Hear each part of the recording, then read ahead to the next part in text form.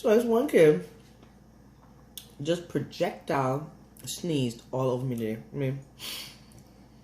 I mean, why? What do I do to deserve this? Is my question. I am struggling. I'm trying to do the best I can. And look, I'm like, what? I mean, you could have sneezed in tissue. You could have sneezed, in a napkin. It was horrible. You could have done like 4 other kids today and projectile sneezed all over the laptops. Just get everybody sick. But no, they said, here is a perfectly good teacher. Standing right next to me. She about shoulder length, with my head. Shoulder height with my head. I'm just go ahead. I sneezed on her, why not? She can do nothing else. Real life.